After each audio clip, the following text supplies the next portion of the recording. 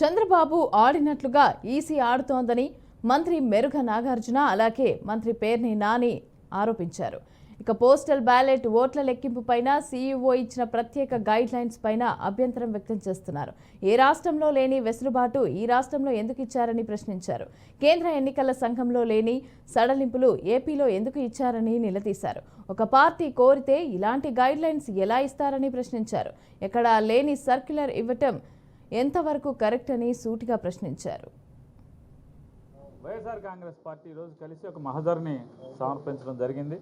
ఈ కలవటంలో ముఖ్య ఉద్దేశం ఆంధ్రప్రదేశ్ ముఖ్య ఎన్నికల అధికారి కార్యాలయం నుంచి Mukesh Kumar Meena chief electoral officer వారి కార్యాలయం నుంచి రాష్ట్రంలో ఉన్నటువంటి 175 నియోజకవర్గాలు అలాగే 25 పార్లమెంటు ఆర్ఓలందరికీ కూడా ఆయన కార్యాలయం నుంచి ఒక సర్క్యులర్ పంపించారు.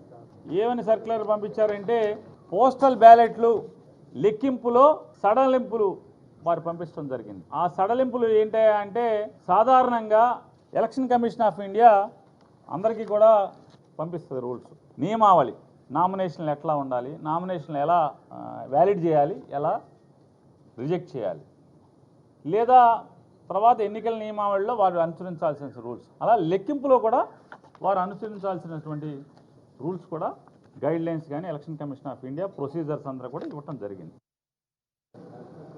రాష్ట్ర ఎన్నికల కమిషన్ని వైఎస్ఆర్ కాంగ్రెస్ పార్టీ ఆధ్వర్యంలో కలవటం జరిగింది. ఆంధ్రప్రదేశ్లో ఎన్నికలు స్టార్ట్ అయిన దగ్గర నుంచి చూస్తూనే ఉన్నాం.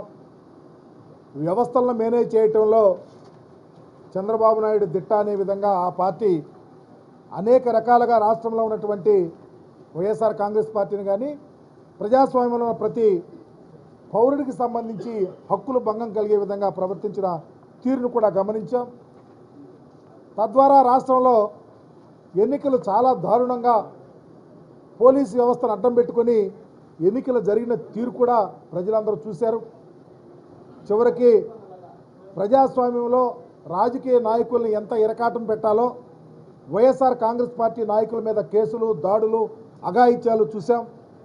పర్టికులర్గా పేద ప్రజల మీద దాడులు చేస్తే ఎన్నికల కమిషన్ కానీ పోలీస్ వ్యవస్థ కానీ నిమ్మకు నీరెత్తినట్టుండి వారి మీదే కేసులు పెట్టిన తీరు కూడా చూసాం. ఒక ప్రక్క ఎన్నికల ప్రాసెస్ అంతా దరిదాపు ఎన్నికలు అయిపోయిన తర్వాత మిగిలి ఉన్నటువంటి కౌంటింగ్ ప్రొసీజర్ని చాలా రకాలుగా డివియేట్ చేయాలని చెప్పి తెలుగుదేశం పార్టీ భావిస్తున్న తరుణంలో వారు ఇచ్చినటువంటి ఉత్తరాన్ని ఆధారంగా తీసుకొని భారతదేశ ఎన్నికల కమిషన్ వాళ్ళు ఇచ్చిన గైడ్లైన్స్ ప్రజాస్వామ్యంలో భారతదేశంలో ప్రతి రాష్ట్రంలో ఎన్నికల నియమ నిబంధనలు ఒకటిగానే ఉండాలి.